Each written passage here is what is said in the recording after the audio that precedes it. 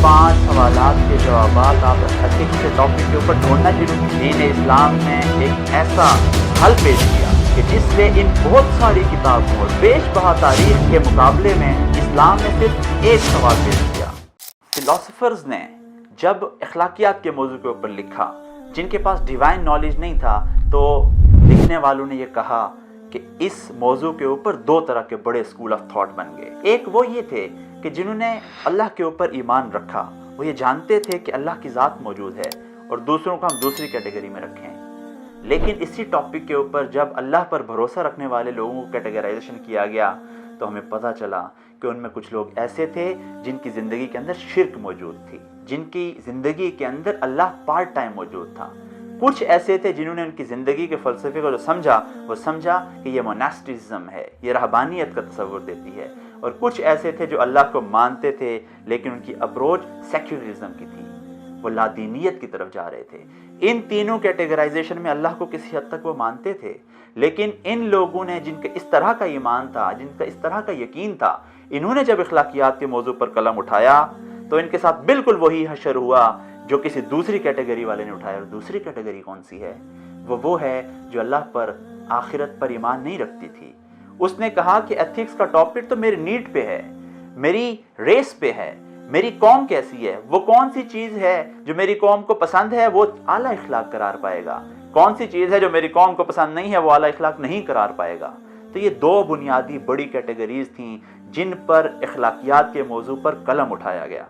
और इन दोनों कैटेगरीज के बाद इन फ़लसफ़ियों की तरफ से जो बहुत बड़े बड़े सवालात उठाए गए, फ़लसफ़ियों की एथिक्स की सोसाइटीज़ बनाई गई, यूनियंस बनाई गई, लेकिन वो किसी एक नुक्ते पर मुत्तफिक नहीं हो सके, और 3 और 4 किस्म के बड़े सवालात उन्होंने सामने छोड़े, जिसके जवाबात ढूंढने के लिए फिर हर किसी ने अपनी राय दी।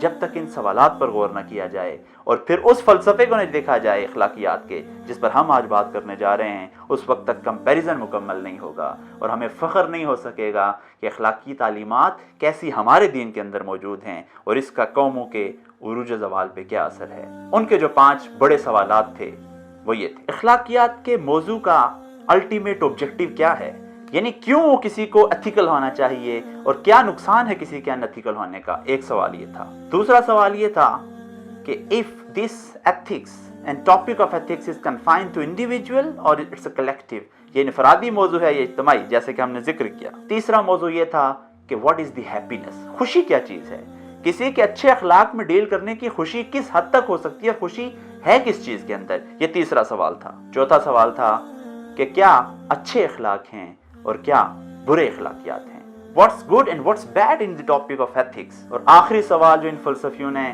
सामने लाया वो ये था कि किसी इनफरादी किसी फर्द को किस तरह मजबूर किया जा सकता है, कौन सी ड्राइविंग फोर्स हो सकती है जो उसको अच्छे अखलाकियात पर चलने का कहे, वो कौन सी ड्राइविंग फोर्स हो सकती है।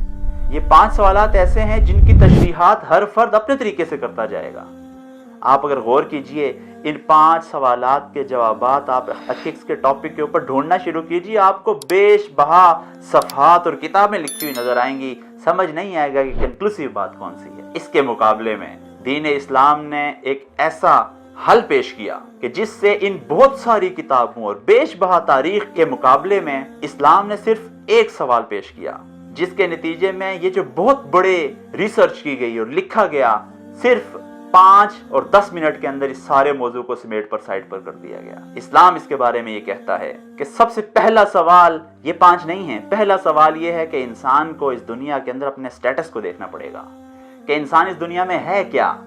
जब तक इस सवाल का जवाब नहीं होगा, तुम एथिक्स को भी काबू नहीं कर सकोगे, क्योंकि इंसानी जिंदगी के तमाम मौजूआत जुड़े हुए हैं, कोई आइसोलेशन में कोई टॉपिक काम नहीं कर सकता। तो पहला सवाल एथिक्स के टॉपिक के अंदर जो इस्लाम ने उठाया वो ये है कि तुम इंसान का स्टेटस क्या समझते हो, दुनिया के अंदर क्या है। कुरान करीम में आया, वइज़ क़ाल रब्बुका लिल मलाइकति इन्नी जाइलुन फिल अर्दि खलीफा, मेरा स्टेटस दुनिया के अंदर खलीफा का है। जब मुझे इस सवाल का जवाब कुरान करीम ने दिया कि तुम खलीफा हो, मतलब अल्लाह के नायब हो, तो फिर उन 5 सवालात के जवाब एक तरह के बन गए। क्या है खुशी? खुशी वो है जो मेरा अल्लाह चाहे, क्योंकि मैं उसका खलीफा हूँ। क्या चीज़ है जो इनफरादी है या इज्तिमाई है? जैसे अल्लाह कहे। अगर वो कहेगा किसी सतह पे इनफरादी है तो इनफरादी है, اگر وہ کہے گا اجتماعی ہے تو اجتماعی ہے. اسی طرح اگر آخری سوال کو آپ لیں کہ what is the driving force for individual to induce to act ethically, کیا چیز ایسی ہے جو آپ کو مجبور کرے گی، آپ کو سنبھال کے رکھے گی کہ ہاں اخلاقیات پر چلو، تو وہ یہ ہے کہ اللہ نے مجھے کہا کہ تم میرے نائب ہو، اس لیے تم یہ اخلاقی چیزیں اپنے اندر پیدا کرو، اخلاقی خوبیاں اپنے اندر پیدا کرو.